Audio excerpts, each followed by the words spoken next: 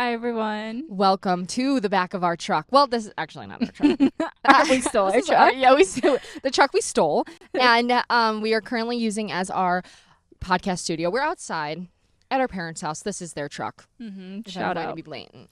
Shout out to our parents. Shout out to the parents for providing today's studio. Uh-huh. Because if you guys are listeners and you're not on YouTube and there's ambience going around behind us or there's, noises, it adds to the ambience. That's what I meant.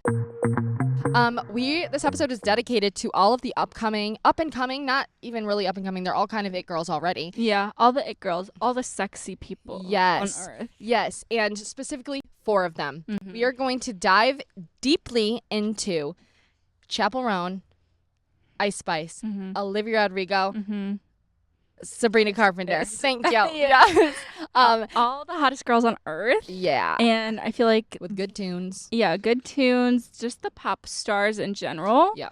Pop stars, Our next gen. yeah. Yeah. And yeah, but we also saw, you know what, we're going to do it also. I didn't mention this to you, but I thought this was a great idea. An alternative version to this, like with like people who are more niche down than like pop. Okay. One of those people I would consider as Maggie Rogers. Me too. Would you? Totally. And we just saw her recently on concert, you guys. So good. So fun. We saw her. She came to Detroit with the Japanese house. Yeah. They opened for her, and I think that was just like a dream concert, honestly. That was like such a good pairing in my opinion, especially when I agree. was listening to the Japanese house play. I was like, yeah, this is perfect. Yeah, such a summer vibe. Yeah. They have like the best summer music in general, I think. I think every concert venue should be an outdoor venue. I do too. I have to talk about it. I've had poison ivy, and it's been the worst thing of my life ever. But it's clearing up, and so I'm happy about it. Just know she's going through it, okay? But literally, I've been taking oatmeal baths every night. I've been like everything. I've been doing it all, and it's finally starting to go away. It's just not a fun. Yeah, but just if you know if you see her in the streets, give her some grace, okay? If Pray she's not for looking me. her happiest. Yeah.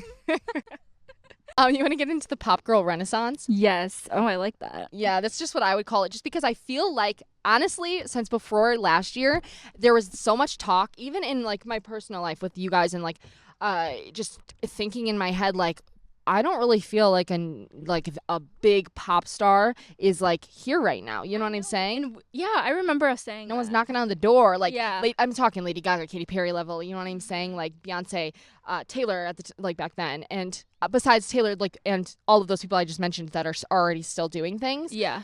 But like new gen besides Olivia Rodrigo, and we like even by that it's like because there's pop stars. Like I feel like Sabrina Carpenter even has always been like a pop girl for like for the last few years. Yeah. But I think she's really taken off. Yep. With it. Yeah. And even like with like even Ariana Grande with her new music video.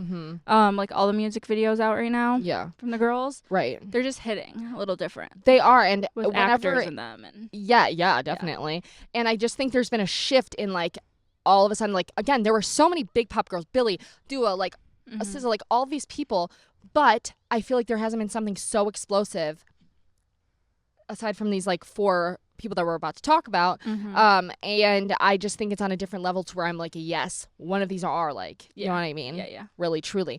And they're all doing such different things that are just so special and niche to them.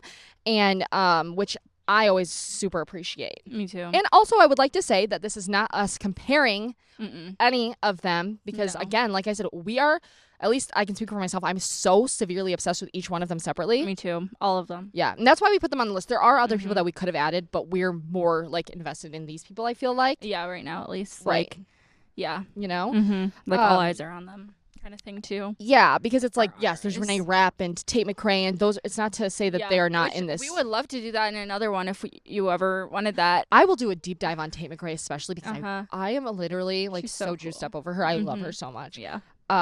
But that would be fun. Today we are focusing, like we've mentioned, on these 4. And so first up, who are we starting with first? I think Olivia. All right. If you're in. Okay. Of course. So I have all of her stats if we really wanted to get into that. She's born February 20th. Okay. February 20th, 2003. I always like to know where they're from and what year they're born in. Yeah. And I think it's so cool. I'm 2002 baby, and I just think it's so fun when they're in 2000s. No offense. Yeah. Yeah. No. It's really not that big of a difference, but it's just like kind of like, I don't know, so 2000s, so fun. Yeah, to, like, no, definitely. know and like to know what their age is. Anyways, she was born in California. Okay. She's always been in music and acting and singing in her school talent shows is what I read. Right. Yeah, she has so many home videos, like even So at her many. concert. Yeah, that's what I was gonna say. She has like, I always like that too when someone is so clearly like invested in it from like a young age. Yeah, for sure. Like even this was like what they're Maggie meant to be. Rogers, she was talking Yeah. at her concert about how she used to be in like piano lessons and whatever. Right. And I always think that's so cool. I agree. I don't know. It kind of just puts it into picture for me of like, oh, Yes. they've always wanted to do that. Yeah. Yeah. And it's crazy to me that she's obviously been into it for so long, her whole life. And then she was in like as an actress on Disney Channel and all these different things. Yeah. But then all of a sudden something shifted, like High School Musical era. And she kind of did become, I would say, overnight success musically. I agree. And especially because I was deep diving like what other roles she's had, and I didn't realize she like her first big role on Disney was Bizaardvark, which wasn't Jake Paul, one of the Paul brothers, Jake Paul. He was in that show. I never watched it. Oh, I did. You did? See, when we go into Sabrina Carpenter, I know more of her shows. Yeah. I was too old to be watching that, but I was too, like, Girls Meets World. I was way too old for that. I was watching that in high school. Oh, you watched that? I see. I didn't watch that. See, I loved that show. Or like, no, she wasn't in Dog with a Blog, but right. No, yeah. But anyways, I never watched that, but I watched it because I was in my Jake Paul phase. I was in my teen. Okay, that makes sense. That makes sense. Yeah. Yeah, because he's like my age, so at the time, listen. No, yeah, you were all in. I was all in. She was. I still know all the lyrics to Everyday Bro. Anyway, that's funny. beside the point. But go on. But yeah, I had no idea. Yeah. I've always heard about that show. I remember people saying they watched that show when it was a big thing, and I was never into it. But I believe her best friend was also in that show as the other counterpart to her. Like they were the main two. Okay. Like also, yeah. Interesting. Yeah, because I remember also Olivia Rodrigo dated Ethan, who was also, I don't know if he was in Bizaardvark or a different Disney Channel show that I can't think of. Gotcha. But in the realm. Yes. So I was thinking about that of like how I feel like it's so easy to get invested with like each of these stars from their relationships at the time. Yes. Like even like just the Sabrina and Joshua Bassett and Olivia Rodrigo triangle whole thing that happened. Yep. I think that really sucked everyone in. That's literally probably what sucked me in. I was so I think down that's bad what yeah, me too. Well, even while they were like a thing, because it wasn't really like a solidified like public couple or anything, but I remember being invested because on Twitter and like in stan culture, people were so invested in like, oh, they're so together and they're not saying it, but they have to do all these things together, and there's like this tension. Yeah. So and then I think what happens though when that happens is like it's like viral, but it's almost like Easter eggs. So you want to like ingest or digest or investigate in each little part in every single thing that they say, so and then you're like together. Then all of a sudden you're like hooked and you're obsessed. No, that's such a good point actually, because I feel like that's why I think a lot of the songs and songwriters who do really well, like Taylor, they put a lot of stuff in their lyrics even to gain that extra kind of like context around their life or like relationships, and that's what hooks people. I think especially that's why Tortured Poets Department was such a hit. Yeah. But like there's again, so much drama to do with it to like investigate. Right, because on High School Musical the musical, I loved that show, by the way. I literally still love that show. I think it's such a cute show. It is. It was really cute. I think I only watched the first season, though. Right. So I'm a fan. No, yeah, you are. Because I actually think I've watched all of it. I think it's maybe still going, but Olivia's not on it. I don't know if Joshua is or not. I know. I remember him posting something about it, though. Yeah. So but, yeah. Because that also I was probably a little bit too old for, but I still, like, I will do anything for nostalgia's sake. High School Musical was and no, you're allowed to. We're allowed to watch Disney things until the day we die. Yeah, I'll still watch Max and Ruby. I don't care. Literally. I haven't, but I will. Anyway, but All I Want, it was a song that I remember really blowing up, was Yeah. from that. Yeah, it was that from like that. I feel like that's the first time I ever heard her sing, ever heard anything really about her. Yeah. Because I was like not a Bizarre Bark girl. Girly, yeah. So I was like, I don't know who this is, but No, everyone's yeah. obsessed. Yes. Totally. But I get it. Yeah, Or and got that it. song, that song is so good, and I think it also, like, when she's playing it in the show, I think that's also what really, like, catches people on. I think people just love also, and love relationships and tea and stuff. Yeah. But that song, when she's playing it, and like their chemistry in the show also made it so like, this has to be real life. You know what I mean? Yeah. Like, and it was just hooked. Yes, exactly. Yeah. And then she dated, of course. It was confirmed afterwards, Joshua Bassett. I don't know if they dated or were just, talking. I don't know. Yeah. But I don't know either. I thought they dated, but I still don't know. Yeah. Because they were dating, and then I remember it was kind of like you didn't really know for sure or not. And that is when I kind of clocked in. Really, it was during all the speculation, again, more so when they started kind of like at the end of their date ship or whatever they did. Yeah. A relationship, I'll just call it that, because that could be anything. Yeah.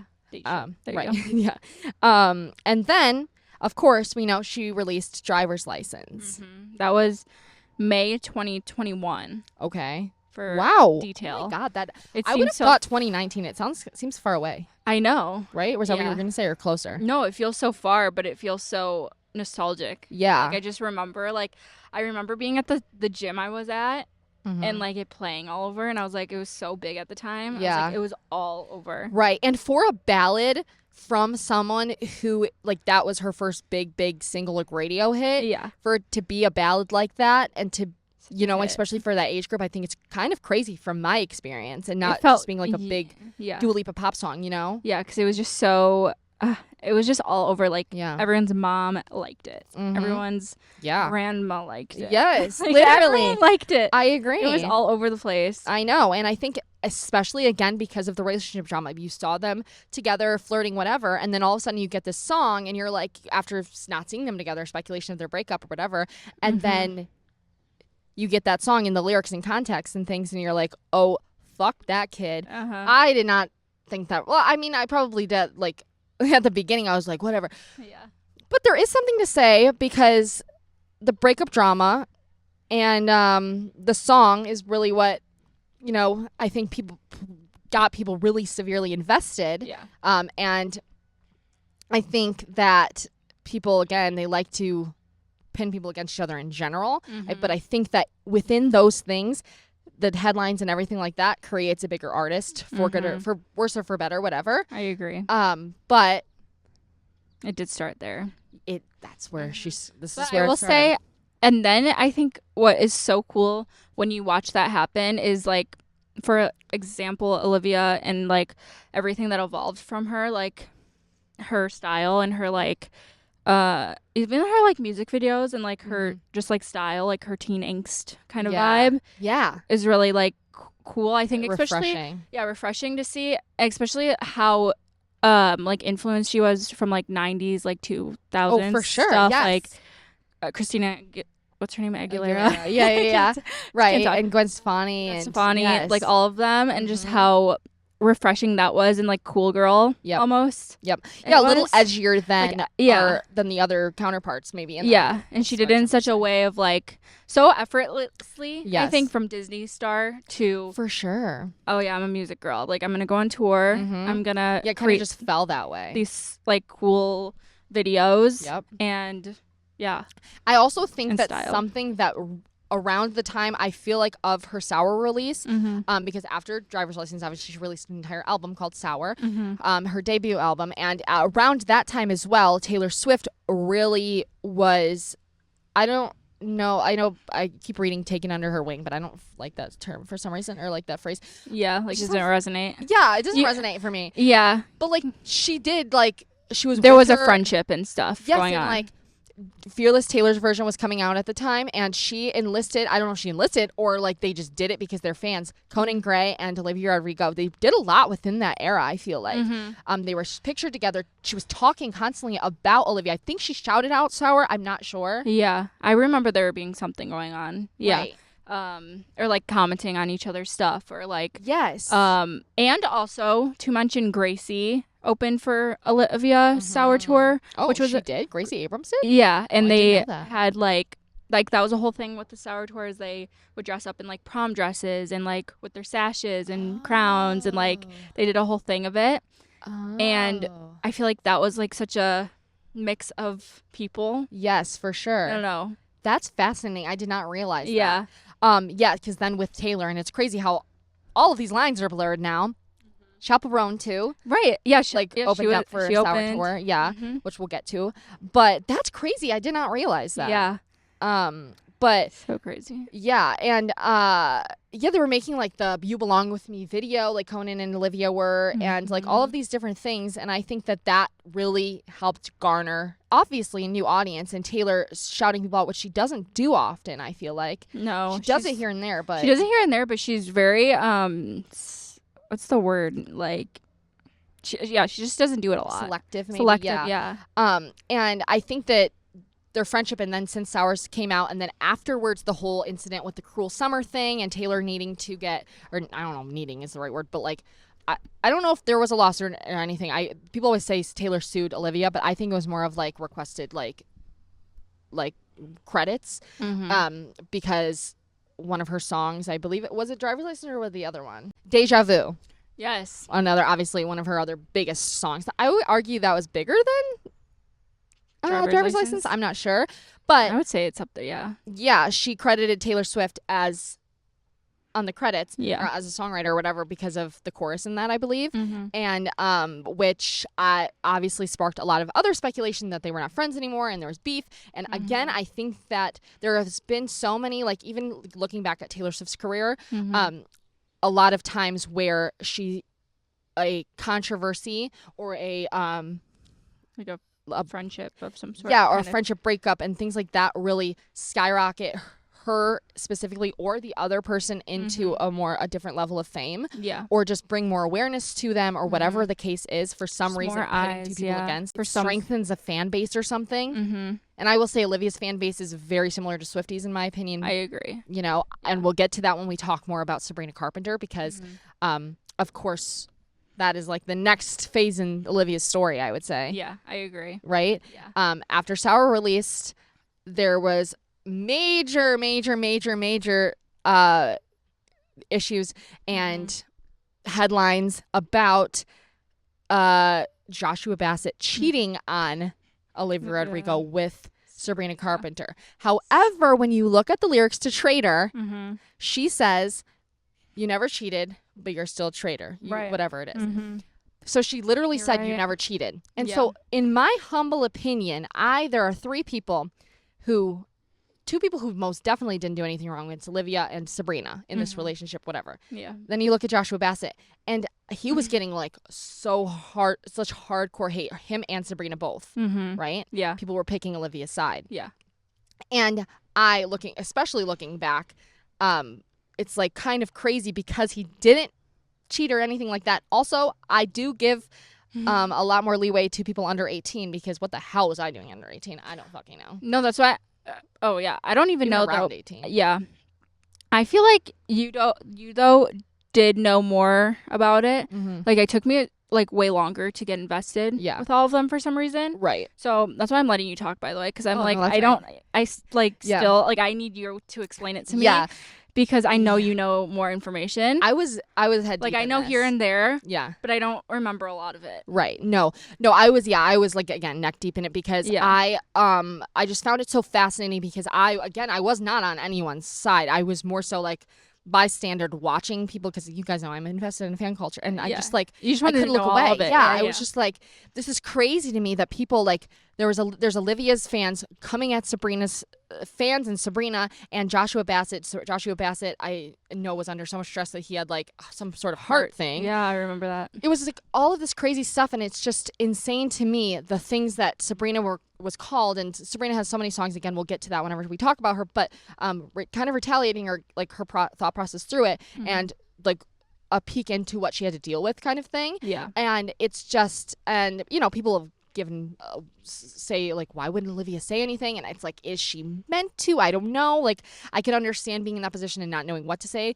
or how to say it. I don't know. I've never been there, but you know, I think it is easy to say like, oh yeah, she should have, and maybe she should have, but I don't know. Again, I don't know what's right or wrong. Right. But that was a big thing at the time. Like, why is Olivia not saying anything to stop this hate? Because it was crazy. I remember. Yeah, it was so crazy. Right. And people just hated the fact that because after Olivia and Joshua Bassett's relationship, he was seen with Sabrina Carpenter, and they were very clearly a thing. Yeah. And then after that, I believe it was kind of in between Sour and Sabrina's album. She had released a song. Who's Sabrina? Yeah, Skin, I think was the song. Mm-hmm. And I remember a song. Yes, which fired people up more because of the lyrics. Let me look up Skin. Was that a single, or was that on her actual album? I don't think was it was. I think it was just a single because it wasn't on Emails I Can't Send. Yeah, I didn't think so. I don't think at least. Maybe we could have be friends if I met you in another life. Maybe then we could pretend there's no gravity in the words we write. Maybe you didn't mean it. Maybe blonde was the only rhyme. Oh. So that's literally retaliating at an Olivia Rodrigo lyric. That, you know, that blonde that you said I didn't have to worry about or whatever it is. It's not the lyric, but like that's something like right. that. Yeah. Want my heart to be breaking. I'm happy and you hate it. I'm not asking you to let it go, but you've been telling your side, so I'll be telling mine. Wow. Yeah. That's crazy. Yep. You can try to get under my skin. This is the song I think that really solidified my love for Sabrina, that's just so fascinating to me. Yeah. Which I know there's also, I don't know if we should wait to talk about that, but with Sabrina Carpenter, and there was another song that could be speculating that it was about Joshua. And remember that nonsense intro or outro that she said, the song is not about Joshua. Yeah, Joshua Bassett. Was it about that song, Nonsense?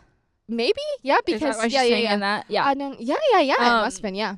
But like that was a whole thing, and that's like finally made people, I think, like, oh, okay, fine. Right. Yeah, and realize then I think that's when people started half turning on Olivia and be like, why wouldn't you have said anything then? Right. You know, like if they weren't, because who knows if Joshua Bassett was actually dating these people or just like, you know, being with them. I don't know. Right. But I do think it has something crazy to say about the power of social media and how skyrocketing it can be for either party or how much of a downfall it can be, because things like that have really ruptured people's careers, and thankfully Sabrina came out on the other side. And Olivia obviously was very much so pushed by it, like upwards. But even Joshua Bassett, I feel like he still gets recovered. Like he can't even post a TikTok without like anything anyone's in the comment. Yes, it's all about them, right? Which does not happen most of the time in breakups and stuff like that. You know what I mean? And like again, when they were so young. But because if you break it down, the girls really didn't do anything wrong, like I've mentioned, and Joshua did something shitty, but he didn't cheat. You know? Yeah. And it was mostly just speculation, even. Yeah. That just blew it up. Yeah. And that everyone else. And I think that's also the power of TikTok, even. I always say that, of like how I feel like the fame is so different with singers and celebrities now because of TikTok and how parasocial it gets. Yeah, no, for sure. Just how easy, and how everything goes there. Like I feel like it used to be so sporadic on Twitter, Instagram, but like now you see every outro and every thing, every concert, what they talk about, like on stage right away.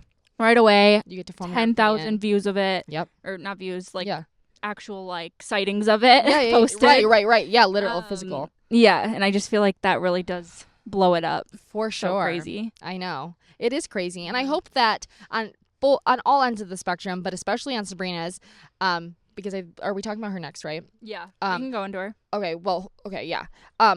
Because I was just going to say really quickly that I hope that for her it's like a kind of thank you, Amy moment in a way. And Amy being not necessarily Olivia or Joshua, but like the fans kind of thing. Like if this didn't happen, none of this would be happening right now kind of thing. Because, or would it? That's the question, I guess. Would it? It definitely could have and probably still would have because she wanted it so badly. But I think that there is something to say like, do these things happen for a reason? I don't fucking know, but yeah, there's the question there. Yeah, that's a good point. But yeah, then Olivia obviously released Guts, and it definitely is similar, I feel like, to Sour. But I do think that the Guts tour really took, again, Olivia to a next level because it's very creative. Whether the dances are controversial or not, you guys know our opinions on it. We love them if you don't know. Like all the dances, all the, again, the visuals with her. Yep. And how angsty it is. Yep. Angsty feel. Exactly. Yeah. And she was very criticized for her, the vibe of the entire album too being very similar to Sour. Right.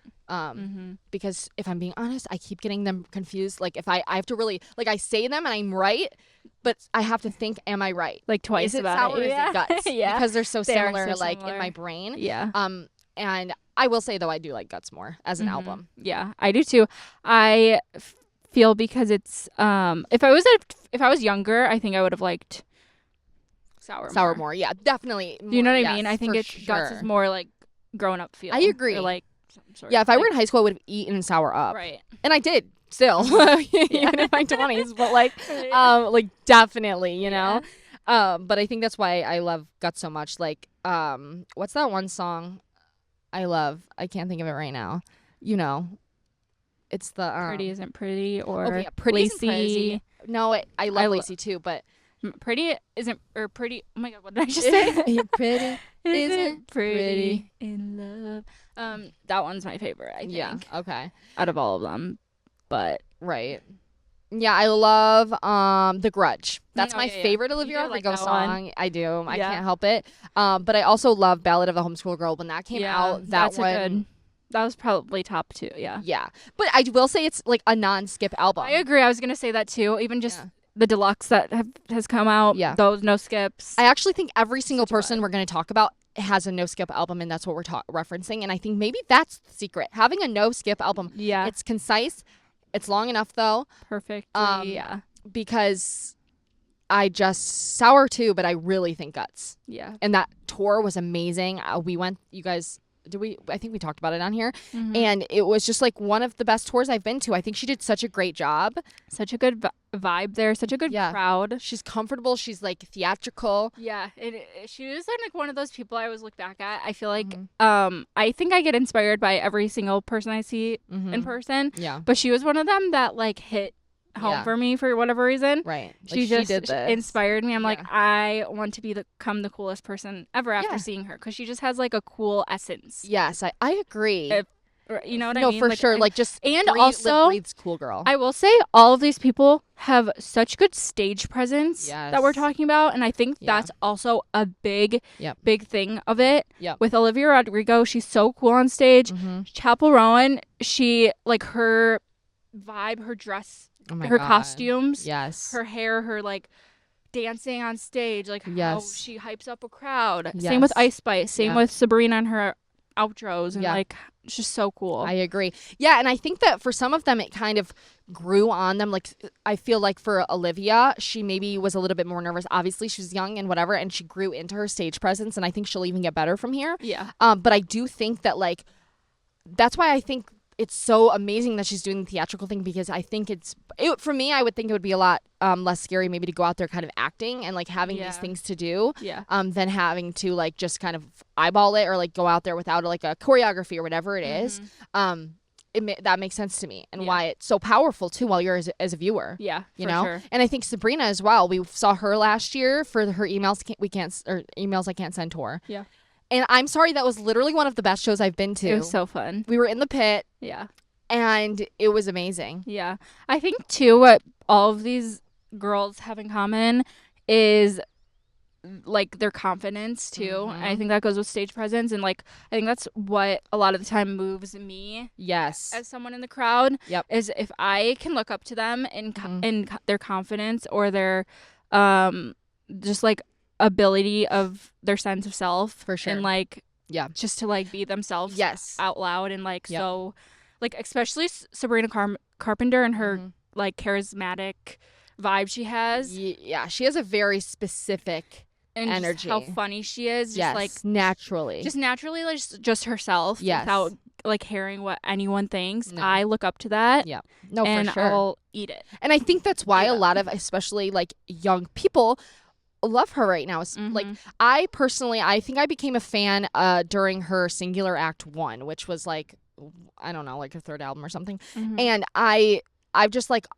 I've always loved it about her because she's always had that same personality, but I feel like it's really shined through since the Emails I Can't Send tour era. Yeah. You know, and she really, we were talking about this before. We're going to get into it more with Chappel, but her look, she changed something within her look. She got a different hairstyle, different stylist maybe. I don't know. Her outfits were leveled up for stage especially. Yeah. I've also done, I always see this on TikTok, is how her color palette has changed. Her like actual color she wears. Like with her tone of hair. She doesn't do an icy blonde anymore. She does like a warm honey tone.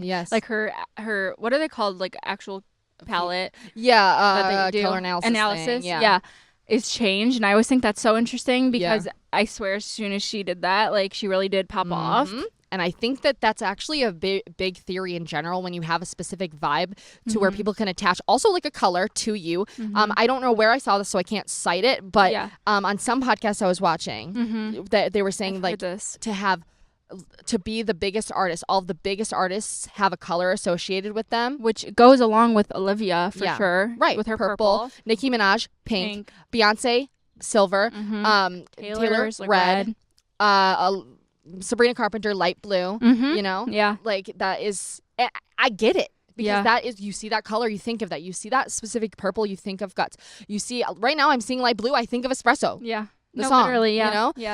It just is this. It's something psychological.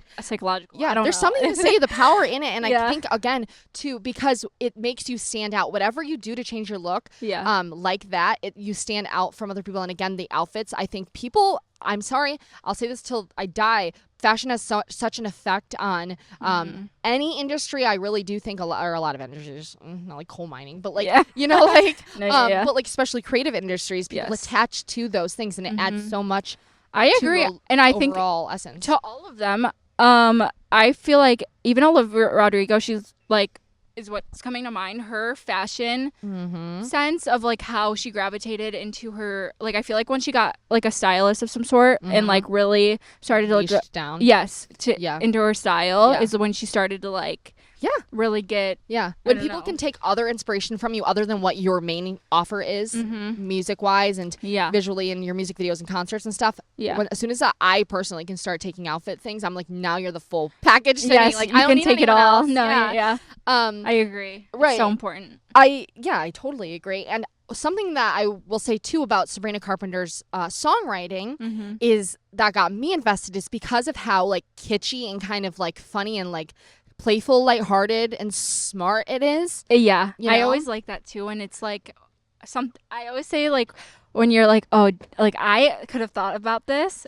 but she did it in such a way. She did it. Like, first of all, she did it. Second of all, she did it in such a way that like you wouldn't necessarily know always unless you like actually sit down and look at the lyrics. Like her new song, the Please Please Please one, she said something about like how about you stay inside, like the stay inside, the ceiling fan so nice, like something like that. I wasn't putting that together, and then it finally clicked. I'm like, that's genius. So literally good. I know. And those are the lyrics playful. I love, where it takes you a few times maybe to listen and it clicks like that. And I think that just in general, even her like again more ballad like songs, like I think like the intro song to Emails I Can't Send, that one maybe, I think it's about her dad, and it's still just so like kind of harsh but like perfectly like emotional in a way, and just I don't know another way to say it's smart. And I know she works with Julia Michaels a lot, and I fucking love anything Julia Michaels puts her hands on or whatever, and I think that's a perfect partnership. I agree. I truly do. Yeah, they must be so fun. I would love to see a behind the scenes of them two together. I agree. I'm sure they're so fun. I agree. And I mean, we could do a whole episode on Julia Michaels because she's truly like such a powerhouse in the industry. I saw her on like, there was like a songwriters table, you know, and a bunch of them were songwriters. Her, Dua Lipa, Billie Eilish were there. Like a bunch of people were there, and it was just so fascinating. Oh, that's so and cool. She's just so humble. But I need to watch more interviews of her. Yeah, you do. But yeah, not a single skip even on the forward version of emails I can't send. So good. You know, yeah. Fast Times. Oh my God. The second I heard that, and my heart started palpitating. That's on every summer playlist for the rest of my life. Yeah, so good. You the know? whole album. It's like a sexy song. Yeah. Literally. Mm-hmm. But also what I was going to say about fashion sense, like Sabrina, as soon as she started really like leaning on her concert outfits too, I think people were excited to see what she was wearing that night and posting like, this is her outfit. Yeah. And they were different a lot of the nights. And just, again, very like she has a specific vibe. Like she has that one heart shape, custom thing. And when you see something like that, you think of Sabrina Carpenter. Yes. And like the heels, like platform heels and like the sparkly, like even when there was like a dupe at Target and everyone was like, oh my God, like we all need these. Yes. Like it was such a staple. Yes. And even just like her makeup, her hair, how specific it is. Yeah. Everyone wants to do her blush. And I think Patrick Ta is the one who released what blush she uses. And it's sold out. It's sold out, like the power of it and like the Dyson Airwrap, like the look of it. It's so true though. It's so good. And it's crazy how that works with marketing. Yeah. Like having a niche down look. I swear. Because like no one was doing it like her. And now everyone. And now, exactly. As and I they think should. a big turning point also was her Coachella performance. Also espresso. Yes, espresso. Do you think? I think those so. two, I think she was she was definitely like really, really like on a up, especially like with Taylor's Eras tour. Of course, we can't leave that out of contributing to this because I think people being able to see their audiences are going to be the same. That's a perfect opener for her, you know? Yeah, perfect. And to have her on that tour and opening and doing what she's doing, I think people were literally like, I didn't know she could fucking sing like that. Because that's another thing is that she's a powerhouse singer that has fucking crazy vocals. Yeah, so good. I hit the octave because I could. Exactly. Okay. Yeah. And also, I think it all, like, just in general, I feel like it really started when she started doing the nonsense outros and the virality of those. I feel like that's when everyone was like, okay, like eyes are on them. Or eyes are on her finally, and starting to be like, okay, what is she gonna do this night? It was like the surprise song. Yeah, it was like the surprise song and like the funniness of it and how sorry, I'm getting distracted. No, you're good. You're good. Like the funniness of it, but how everyone looked forward to it was so it was just the moment. It still is, and I feel like that really helped her like really niche down her audience or like have eyes on her more. I also think it was very like natural too. It wasn't like planned. It could have been, but it came across very natural and genuine, or like just like she wanted to do it. Or she had a brilliant idea of it. And same with looks. I think people really attach to comedic value, especially at this time in the world and life. I think people really like someone who kind of like brings you out of your head and just like kind of light and airy like that. I think people attach to that and can look to funny outros like that to kind of like laugh. Even people, again, who did not care about Sabrina Carpenter, those intros got people's attention. Jared, like, you know what I mean? Like, people who are not her demographic. No. Yeah. I agree. And what was I just going to say? So sorry. No, you're fine. I blanked. When we saw her in concert, she did this thing when she was touring by herself. She would read signs, but she also passed the mic out and say, like, she'd be like, wait, what? Ask something. Yeah, she'd be like, what's your worst breakup or something? And someone would say like I know she would plant her best friend too, Paloma, in the crowd. Okay. And so she'd be like, wait, what? Like, it would be like, I'm here with my boyfriend or something for his first concert. And then she would call on her and she'd be like, yeah, like, I'm here with my mom, but what she doesn't know is that I know that she's sleeping with my boyfriend. And it would be something crazy. Yeah. But it was planned, but it was funny. No one knew it was planned until like eventually, you know, but then like our concert, she would pick on someone and they would be like telling their like breakup story or something like that. And it was funny because her replies are just like genuine and funny, you know, she's like having a conversation. Yeah, I agree. And like putting that attention also in your audience. I feel like not a lot of people do that. Yeah. Like when they're performing. And I think that also hits a little differently when you're like in an actual interaction is possible. Yes. Of any some sort. Even like Maddie Healy of like Robber's Kiss or Nicki Minaj, she does that too at her concert. Yes. It like personifies someone or something. Yeah. And it brings so much fun and life to it. I agree.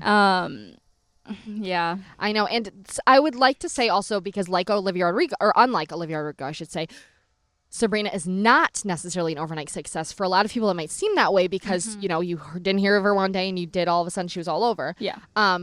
But for personally, let's see, when she started her first album, her first music album came out in 2012. Wow. So she has been doing for this more than 10 years. And she has definitely been like working towards the music career for 10 years at the very least. You know what I mean? Yeah. Or just even in like just the public eye kind of situation she's been in for a while. Yeah. From acting. Yeah. And everything. And then I guess she probably made the decision of like, oh, I actually want to sing more. Yeah. And I think, or she like wanted to do both, or she was focusing more on singing, it seemed like a lot, but then doing acting jobs maybe more so on the side. I don't know. Right. Or like, you know what I mean? Because it seems a lot less than music. Because I read too that, I did not know this, I read that she had a guest, like one of her first ever acting roles was a guest on Law and Order. Oh, that's so funny. Okay. And then I guess she like, yeah, she was on that, and then she was on Disney for Girl Meets World and Boy Meets World. Oh. That's the sequel to Boys Meets World. Interesting. It's so fascinating because that's where I feel like, I saw her on TV first was there. Yeah, and it's so fun when you can see old like interviews or like even how she acted in those old TV shows. It was just so her still. Yep. Like it was like even her characters, she like still acted as herself. Yeah. Almost. Yeah, it was very close to home. Yeah. Yeah.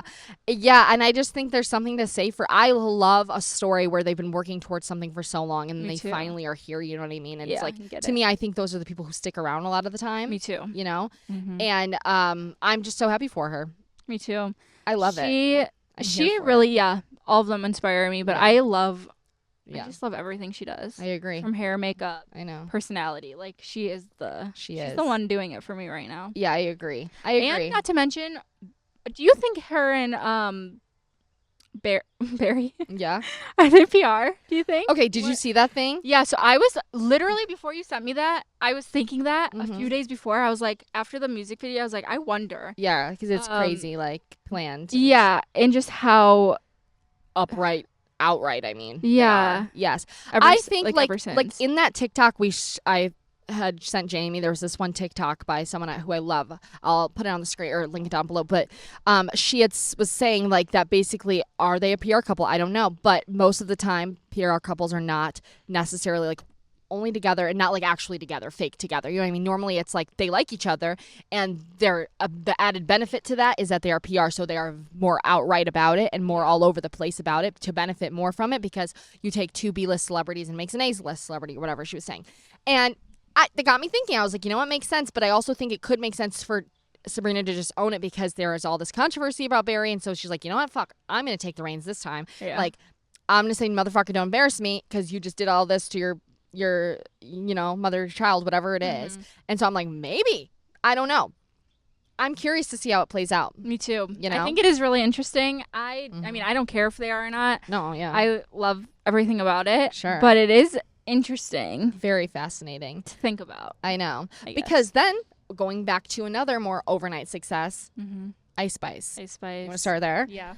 So cool. Because, she is just so cool to me. And since the first time I saw her, I think I was kind of, like, attached. I was, like, attached. And I just, again, she gives off very cool girl energy and very confident and grounded in her energy and herself. Yeah, I agree. You know? It's the confidence for me. Yeah, exactly. And to me, and she just wasn't a slow burn. That's why I think I was so dumbfounded whenever she was everywhere, because I was like, where the fuck did she come from? Yeah, she's fascinating for that. It. Yeah. That's what I mean. Yeah, that part is fascinating. And there's such a difference, because people who take so long, you have, so much to dive into to really like learn their stuff, and like you're like, oh my god, there's all this music now that I like because it's by this person I just found out about. Now with Ice Spice, it's you like this person, but you gotta wait for new music, which is, you don't know which one's better or whatever, but it's different. Yeah, it is different. It's a different excitement.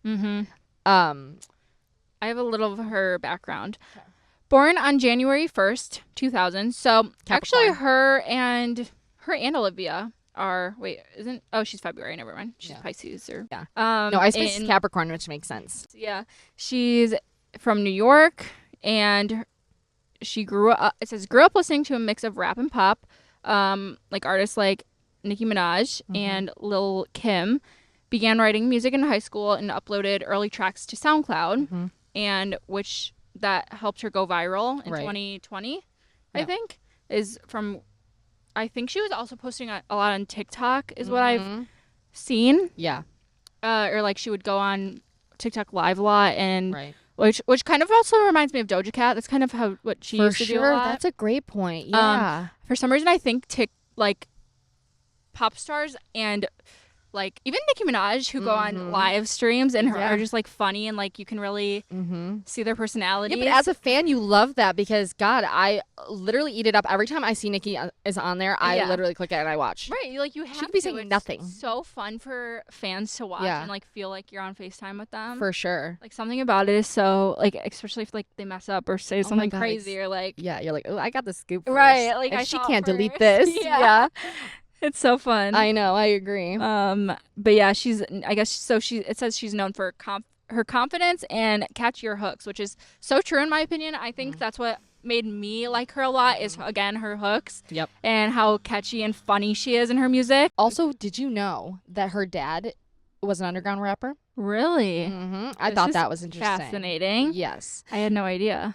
Right. And like very much so like Sabrina, I think what really personally called me onto her was her look too, and her hair. Yes, her hair, color and style. Yeah, I feel like her hair, that orange or like gingery orange, red, auburn, auburn. Yeah, I feel like she kind of does like the full spectrum. Right. Yeah, even when it's down long straight, it's like still that color. Yeah.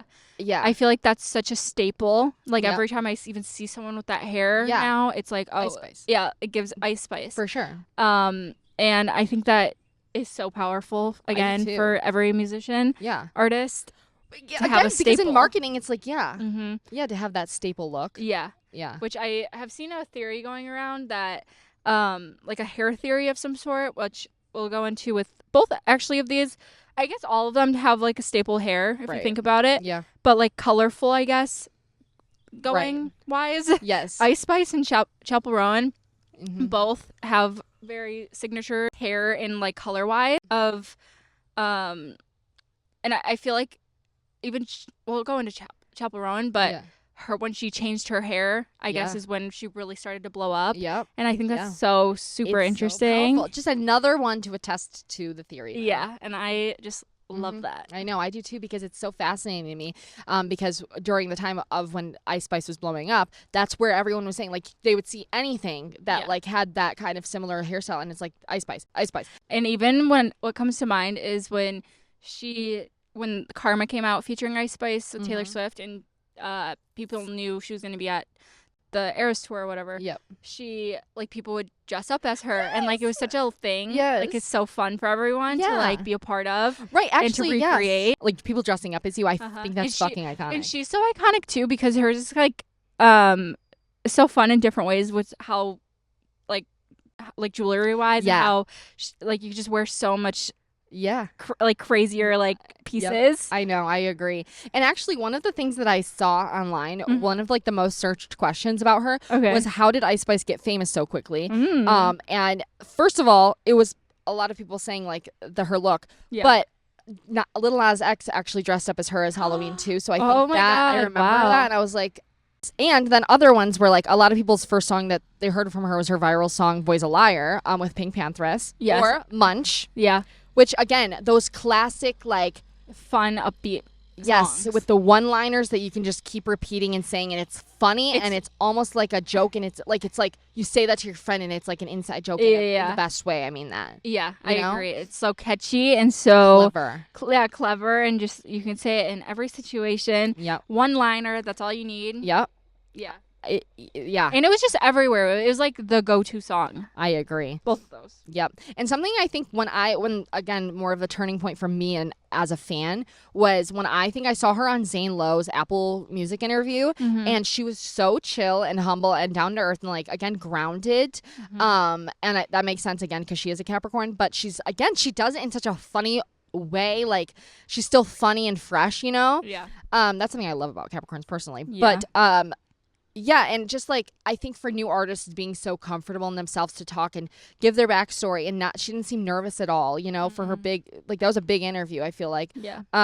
And I think that I just attached to people who have that kind of aura about them, just comfortable and like nice, just genuinely sweet and nice. Yeah, she seems so cool. Yeah, because I feel way. like that about Olivia Rodrigo too in her interview. She just like, I think they just humble and kind. Yeah, they're sweet, you know, and Yeah. nice to the interviewer too, and like, not just like here to answer questions, bothered even, you know, like excited. Yeah, because it's exciting. She just has like a good energy to her, and I will say even like she performed at Coachella this year, and like her stage presence again was so fun and cool there. She had a really cool like stage layout, and yeah, I do remember that. Yeah, she was just so cool. Yeah, I agree. And she's one that doesn't even have to do much to be like cool. Like her energy and her performance, she just has a good stage presence. Like, yeah, she like doesn't every have time to you see be her, you choreographed just, or anything. yeah, too. But I always think also that it's so crazy that she blew up with like not even a single album out. I think that's so fascinating, and I think it's intriguing. And it is cool. I agree. Because I really did not know a lot from her until the one with the pink. What's that? Yeah, what's that song called? That Boy's a Liar. Boy's a Liar. That was like such a good song. That song still is one of my top favorites. I was going to like also suggest adding Pink Pantheress in here because I love her so much, but then I'm like, no, again, she's probably more in the alt category. We should do her one category. One day though. Yeah. Yeah, I agree. We'll do it love then her too. Yeah. But Ice Spice is how I got introduced to Pink Panthers, which Pink Panthers is one of my favorites. So love that. Yeah. But also I read an article about Ice Spice, and it said that she likes to blast her own songs and keep her own music videos on loop on television screens throughout her house. That's iconic. I really loved that. Yeah, I love that too. I had no idea. And she came up with her name for her Finsta. What's her Finsta? Her Finsta was Ice Spice, I think, but her real name is Isis. And so she had come up with that when she was like 14 or something, and it just stuck. That's and iconic. Those are the things that I love. Yeah, that's giving like Billie Eilish's first handle, the I Love Avocados or whatever it was. Oh, was it? Yeah, that was like her Instagram handle for so long. I love avocados or something about avocados. Okay. I forget what it was. But it's giving that, and I always like that too, because it gives like a humble or like oh, she's a real person. Like, she's just like a teenager. She's just using Instagram and just like, and it's stuck. Like, Post Malone's name, I think he came from like a name generator or something. Okay. You know, like things like that are fun. Yeah. It's so like, just like worked for them. Right. Exactly. It's so cool to see. I know. You know who's interesting to me? You know whose name is interesting is Chappel Roan. So interesting. Because I kept calling her Chappel Roan for so long. For so long. Okay. Since I think Guts Tour was like announced, and I was like, I didn't really know much about her at that point. Yeah. And I had Dave Chappelle in my head, so I kept saying Chappelle Roan. Anyway. I still say it weird every time. I'll say it like every single other way. Right. But once I figured out it makes sense. But I love her name, and I wonder where it comes from, because what's her real name? Her real name is Kaylee Rose Amstutz. Okay. I can't pronounce her last name, but Amstutz. Right. Born February 19th, 1998. Okay. In Willard, Missouri. So she's a Pisces as well? Yes. Wow. Yeah. That's Olivia Pisces. is. Mm-hmm. Wow. That's crazy. Okay. She adopted the stage name Chappel Roan, inspired by her great-grandfather's name. Okay. Is what it says. Thank you. Yes. She's our Midwestern princess, and that's why we felt comfortable, too, sitting in our truck today. Yeah, we were inspired by the Midwest. We were so inspired. Yeah, exactly. But, yeah, she's someone who I find so fascinating because, I think it was right before our Olivia Rodrigo concert, probably 2 weeks before it, I started really listening. I was like, what the fuck? This is really good. And I kept seeing more and more little things about her. Mm-hmm. And then I had watched her Tiny Desk concert. Mm-hmm. That was the turning point because you were sold. Yep. I saw her in her full drag outfit, and she looked fucking cool. She came in, she had a thing rehearsed kind of thing, she was your persona, you know what I mean, she was acting in it, and it was just so dramatic and so interesting and cool, and I was like, this is the bitch for me. Yes, I think no one else is doing it like her in general. I think she's so Lady Gaga to me. Yeah, with her costumes and drag. And also I think her storyline to me is so fun to look back on. So from where she grew up and like her story of she didn't she always liked music, but she felt very like not herself in the Midwest or whatever, so she moved to LA and she really could be herself finally, and it really like started to work for her and popped off. Right. And I remember like in the beginning, I want to say, of this year, Casual was on my TikTok, her song Casual, and I had that in my playlist for so long, and it was before Guts. I was like, okay, I want to, and this is the funny part, is like when there's an opener that I sometimes like, I'll either decide if I want to listen or not. Sure. Sometimes like I'll if you care or not. Yeah. Yeah. Which is so funny because it only happens every so often. Where you get really attached to them. or like I really want to invest and try to know their songs or something. And she was one of them. And as soon as I put her on, she was so fun and like you're like, this is what was missing. Yeah. Like just the upbeat vibe, so fun, pop star. Like, No, 100%. So poppy. Yeah, and it's just like, it's just pure interesting pop too, and the lyrics are so good, and like she tells stories so well, like thinking into the graphic. Oh God, what is that one? Ultra modern graphic girl or whatever. And just like even the intro to that, and the something that I think really, really I don't know if helps, but also adds on to her allure is the Hot to Go dance. Yes. I think people love that shit. Me too. Everyone. And every time I see like I think like her, I feel like the staple lately is every time she's at an outdoor venue, like a crowd, like a music festival, they like to do the drone shots. Yes. And they remind me so much of like Prince. Oh my God. Yeah, that's a great point. Of how his crowd was. Yeah. It kind of almost makes me cry in every single one. Yes. Yeah. And it is so cool to see like how everyone is dancing. Yep. And she's another one that was a long-term success, not an overnight success. And that's what's so inspiring about it, is because there's such a big thing right now of everyone saying like she literally a few months ago was like, if I'm giving it one more year, and if it doesn't work, I'm going back to school. I'm gonna be a nanny. I'm gonna go to school. Yeah. And that's so cool to me because we need more like that in the world of being like, no, you just gotta keep going. Yes, exactly. Like, and she's been doing it for so long, and so many of her old videos of her street performances keep coming up on my For You page, and it's just so interesting to see. And it's like you see the shift, and I think like within the past year or so, even like she had the spark too, like whenever she was doing the Sour tour, but I think really when the Guts tour time frame, I'm using them as time frames, was happening, that's when like she kind of went full-fledged, and when her album came out, I should say that Midwestern Princess, the Rise of Rise and Fall of a Midwestern, I think so. Princess. I should look it up. Yeah, we're so bad. But like really solidified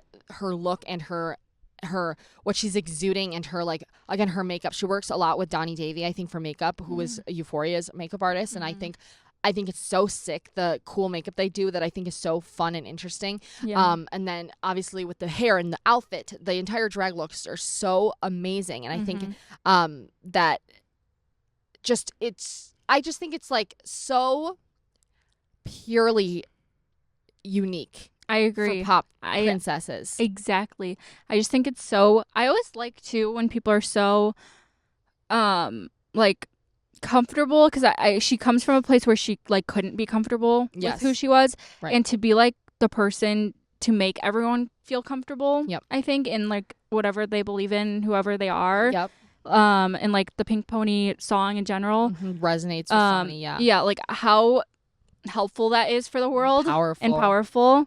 And I just love that. I agree. I love what she stands for. I agree. Like the coolest for that. Yes, me too. And Billboard actually has this really good article on her from her Good Luck Babe debut, and I'm gonna read a little bit of it. Is that okay? Yeah. How did an oddball pop song versed in queer theory get on Billboard Hot 100? Specifically, how did Chappel Roan, a rising lesbian pop star, get on Hot 100 for the first time and break the gay famous ceiling, as SNL puts it, seemingly preventing like-minded acts like Muna and Girl in Red from crossing over to the main chart? With nearly 7 million streams in its first week and a stint in the Spotify Top 10, Chappel Roan's spry new single, Good Luck Babe, has the markings of a runaway hit. Number 77 may not seem like a particularly impressive debut, but if you're an A-lister, but if you're an A-lister, I mean, but for someone who's been in and out of major label systems for almost a decade, it's noteworthy, well-deserved breakthrough. And yeah, it's just a very interesting article going into like all of her different things like that I've heard her talk about multiple times, but like up until last summer she was working at her old sleepaway camp teaching songwriting while living a double life as a pop star influenced by drag. Rowan frequently compares herself to Hannah Montana because of this duality. So cool. I know. And it wasn't until her Island released debut last summer, The Rise and Fall of a Midwest Princess, that Rowan emerged fully formed. She immediately gained a following among the kinds of pop superfans who champion Rena and Caroline Polachek. Neither of whom have charted on the Hot 100, but both of whom have had success other ways, or anyway. And yeah, basically there's not another pop musician right now on any level of fame that will open an album with a song called Feminine and On, and include the line get it hot like Papa John in the chorus, which again, those things that people can like, they stick in your head and you can like scream them and sing them at their concert, or like just while you're like listening to them, and they attach into your brain cells. Yeah, I agree. You know? It's different. Yeah, there's just something so special, and I'm just so excited to see what she does next. Me too. I'm so excited. I'm so excited to be a proud new fan too. Yeah. And just like stick around with her. I agree. See what she does. Yeah. And I feel so lucky we got to see her too. Not to brag. Not to brag. Yeah. But what else was I gonna say? Also, like her coming out as Lady Liberty. Her just every costume she does. I like no one's ever done that in my book that I've seen. No, especially like the Gov Ball. Like I guess like it's just such the vibe there for sure for her to do that, right? And it's so genius and iconic. Genius. She's just so cool. I agree. And inspiring. Inspiring, yeah, exactly. And I think that first of all, did you know that her producer is the same producer as Olivia Rodrigo? Okay. Dan. And interesting. It's fascinating. And Chappell Roan also does a lot of background vocals, on Olivia's songs. So cool. Which I think is so fascinating, I had too. no idea about that. I had no idea she even opened for Sour. No. For a lot of that tour. I know. Sorry. No, my you're foot's fine. distracting me because my foot keeps going to sleep. Wake up. Wake up. Yeah. No, but, and I think that, again, like that shift of when she fully, like they say, she fully emerged as Chappell Roan. Yes. That's what took her off. Yes. And it makes so much sense, but it's crazy. It is so crazy. Still singing the same songs and still the same epic vocals. She's someone, again, who just like the vocal range is crazy to me. Like I can't imagine having a voice like that. Yeah. You know? As much as I fucking would die for it. I would give a limb. Yeah. You know, to be able to sing like that. She's so good. So fun on stage too. Right. And I did see though this morning, I guess she was at Jake's sleeping. She was on stage performing somewhere and saying she was just really upset because she was like, this is actually really scary. Like it's how fast her career's going and stuff. Yeah, it can be jarring. Yeah, she's like she just was like in an emotional kind of mood, like sad vibes, right? But explaining that it just is a lot for her to take on, which I feel for her in that way of it has to be so scary, especially going from nothing to something, but also the pressure of that probably has to feel like I have to keep it going, and how do I do that? But I think she'll forever be a icon. I agree with that. And also I think I said Prince earlier, but I meant Prince and Queen. Oh, yeah, both of them. Yeah. I was just thinking about that. Vibes. I was like, right, yeah. No, I think both make sense. I think it's so interesting, though, that she does work with Dan and does this, like, it's like, you know what I mean? Yeah, it's so cool how that works. Because I know she's bounced back from, like, a lot of labels. Yeah. Like, let's see, I think I have it. It says, began playing piano and writing music as a child, influenced by her musical family and a love for storytelling. Won a national music competition in 2015, which helped her secure a recording contract with Atlantic Records. Released her debut EP in 2017, which received positive reviews for raw emotion and unique sound. After parting ways with Atlantic Records, she took a hiatus to refine her sound and artistic vision. Wow. Reemerged with a more polished, self-defined style, highlighted with Pink Pony Club, that showcased her bold, theatrical pop sound. Okay. So interesting.